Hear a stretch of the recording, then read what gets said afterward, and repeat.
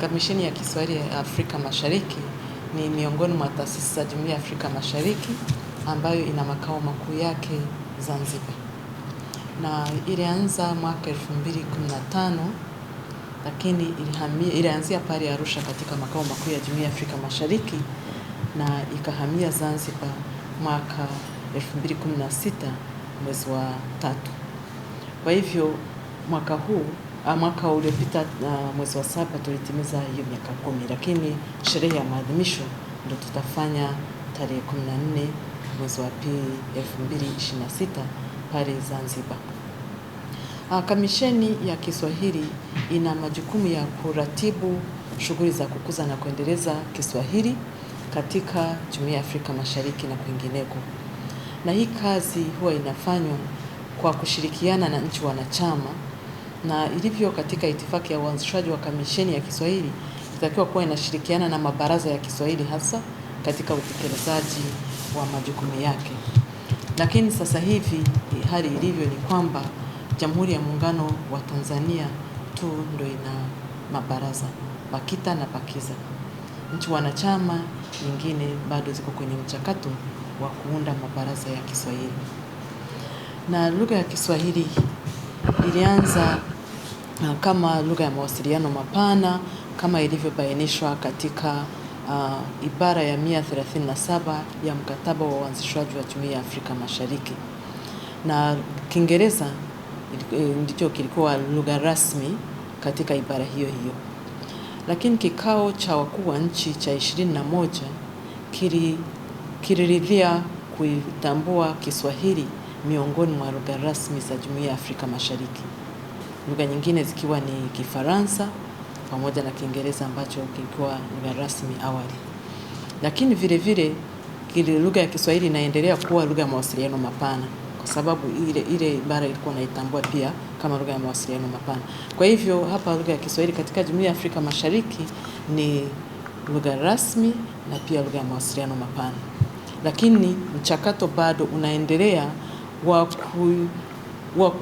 wa kutekeleza hayo maagizo ya wakuu wa nchi, kwa sababu kama inavyoeleweka, kama nitakavyomuomba mheshimiwa kuelezea zaidi, masuala ya utekelezaji wakati mwingine huwa yanapitia hatua tofauti ambazo mpaka sasa zinaendelea ili iweze kutumika, lakini mchakato wa maandalizi wa kuitumia kama lugha rasmi yameshaanza kama ilivyoagizwa.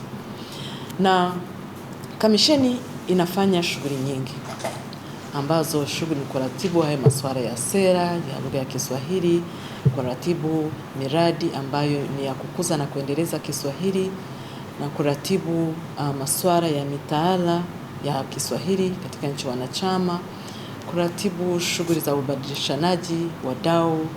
Na sasa hivi kuna mradi ambao unaendelea. Wadau huwa wanabadilishana uzoefu kutoka nchi moja wanaenda nchi nyingine. Kwa mfano, unaweza kupata mwanahabari anatoka Uganda anaomba kuja hapa Mwananchi ili apate uzoefu wa namna mnavyoshughulikia taarifa za Kiswahili ili na yeye pia aweze kufanya hizo shughuli na kazi hizo akirudi nyumbani kwake. Pia Kamisheni ya Kiswahili ina jukumu la kufanya utafiti.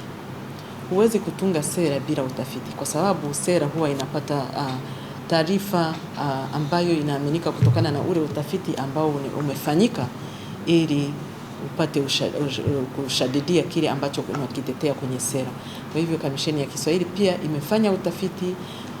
Kwanza imefanya utafiti kuhusu uwezo wa nchi wanachama katika kukuza na kuendeleza Kiswahili, na baadhi ya nchi wanachama zilionyesha mahitaji yao na maeneo ya kipaumbele ambayo wangependelea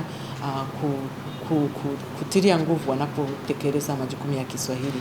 Hiyo kesho kutwa, kwa bahati nzuri hiyo kesho kutwa imesibu na mambo mengi, itakuwa siku ya Jumamosi, lakini itakuwa ni wiki ya pili ya mwezi wa pili, bado naendelea nao, lakini kuna wengine wanasema ni siku ile dada tunaona tayari kujiandaa na kilemba hicho. Wanasema ile siku ya watu wenye mahaba na nini. Sasa kutokana na hilo